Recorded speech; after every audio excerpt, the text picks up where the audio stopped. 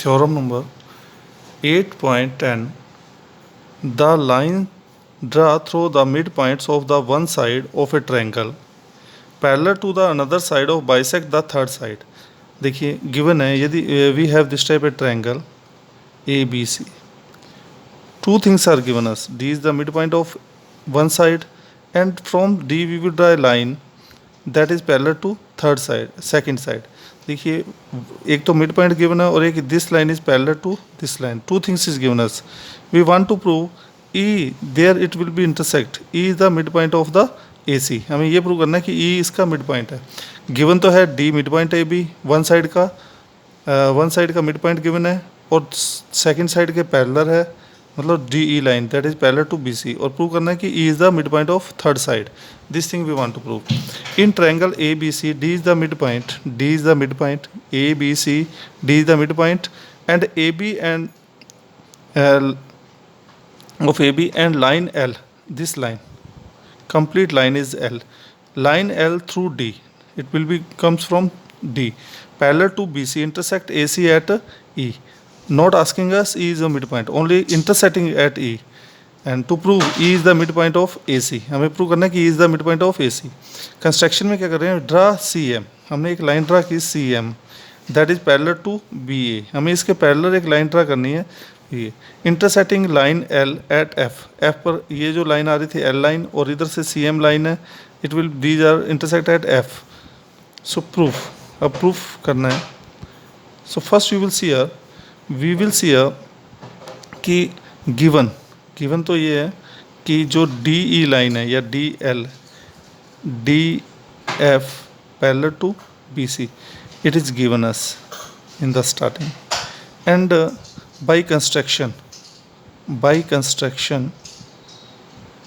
You can see a by construction हमें पता है कि जो ये लाइन है A B line, A B parallel है सी एम के, या ए बी को हम और क्या लिख सकते हैं, बी डी हाफ ले लो इसका, B D parallel to C F.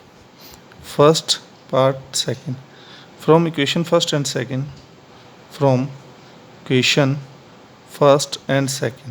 इन दोनों से हमें पता लगता है कि B D parallel to C F and D F parallel to B सी.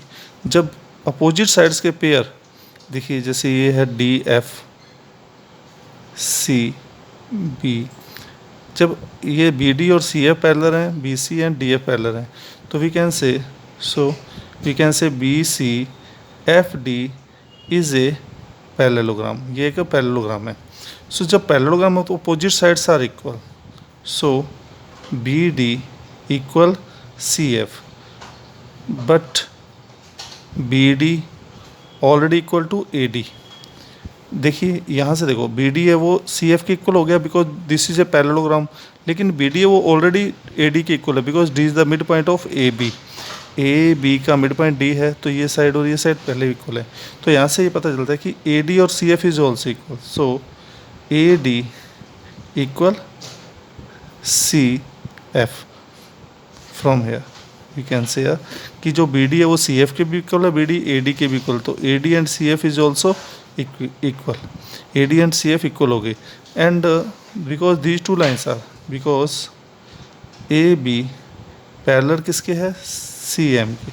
देखिए जब ये दो लाइन्स पैरेलल हैं, देखिए ए बी पैरेलल है सी एम की, तो दिस टाइप वी कैन से, जब ये ऑलरेडी पैरेलल हैं by construction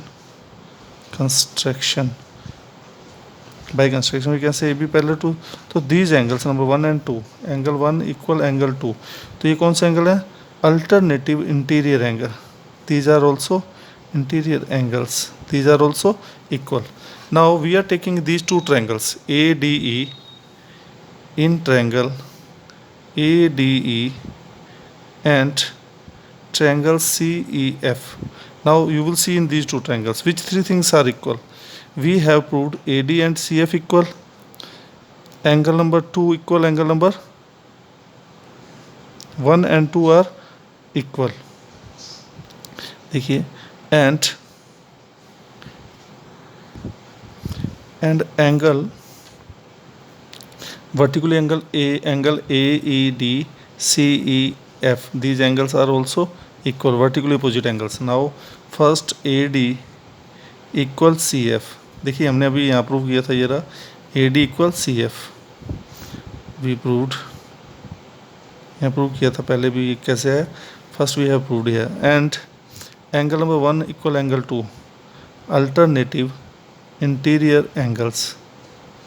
and angle AED equal angle CEF, vertically opposite angles. So three things are equal. So both triangle ADE congruent triangle CEF by AAS congruence rule. So both triangle are congruous. तो by CPCT we can say last इसमें क्या बच गया इन दोनों triangle में? एक तो AE side equal किसके रह जाएगी? EC के. सो AE equal EC by CPCT. हमें यही तो प्रूव करना था कि जब AE इक्वल CE के आ गए, इट मीन्स कि E is the mid point of EC. तो हैंस प्रूव्ड.